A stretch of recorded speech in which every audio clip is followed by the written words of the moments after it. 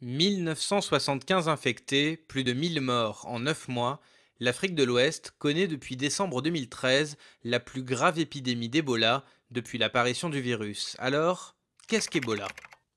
Ebola est une fièvre hémorragique de type viral, souvent mortelle, provoquée par un virus de la famille des filovirus.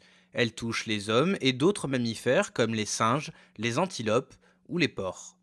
Jusqu'à présent, on connaissait 5 souches différentes du virus Ebola. 4 d'entre elles se concentrent en Afrique où elles provoquent depuis 1976 des épidémies mortelles. L'épidémie actuelle serait de souche Zaïre. La cinquième, la souche Reston d'origine asiatique, a été détectée sur des primates. Elle reste pour l'instant seulement animale puisque des hommes infectés n'ont pas développé la maladie. Comment la maladie se transmet-elle? Ebola est une zoonose, c'est-à-dire une infection animale transmissible à l'homme.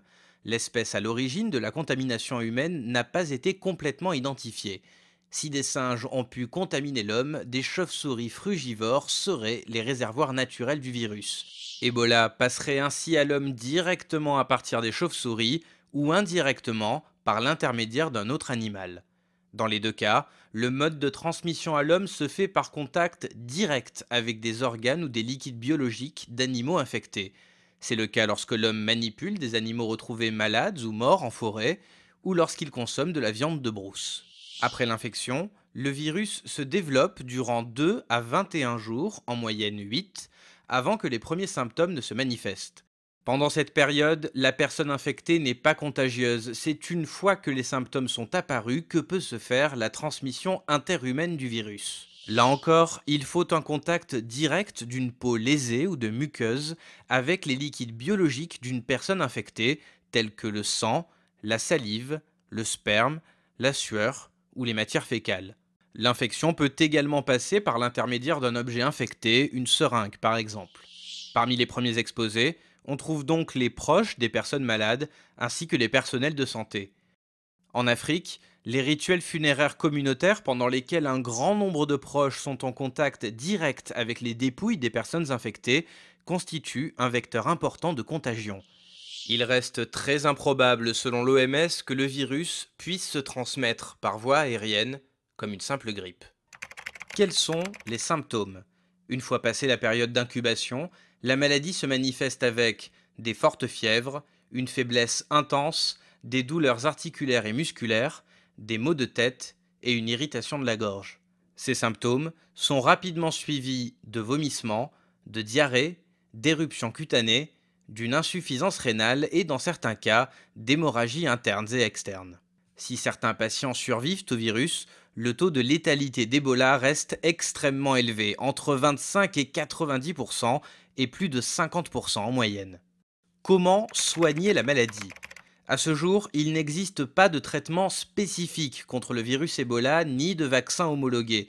Tout est au stade d'essai ou en cours d'évaluation.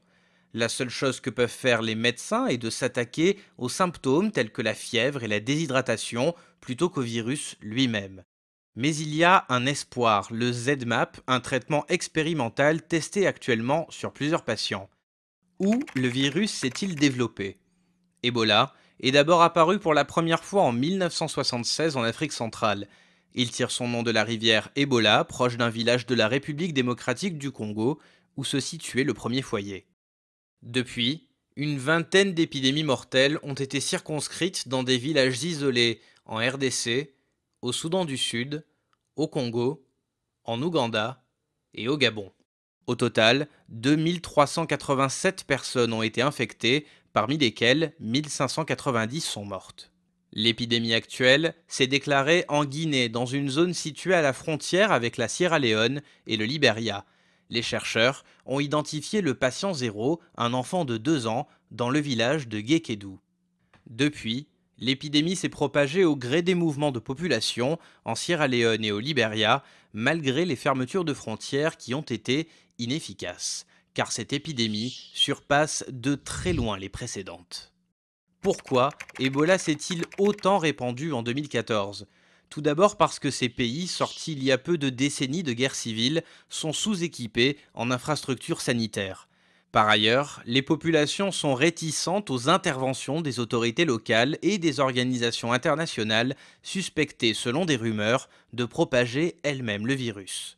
Cette difficulté à accéder aux zones contaminées complique l'identification, la prise en charge des malades et rend toute tentative de circonscription de l'épidémie impossible.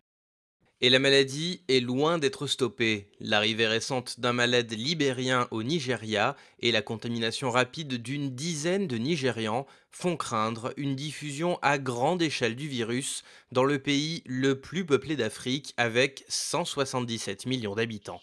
S'il est peu probable qu'Ebola puisse se développer en dehors des zones tropicales ou dans les pays développés où les infrastructures de santé sont bien plus efficaces, agir en Afrique est urgent.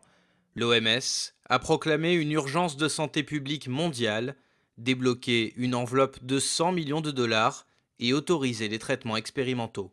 Il faut en effet faire vite, la fenêtre de test de l'efficacité d'un traitement est la même que celle de la durée de l'épidémie. Une fois celle-ci finie, le développement d'un traitement sera considérablement ralenti.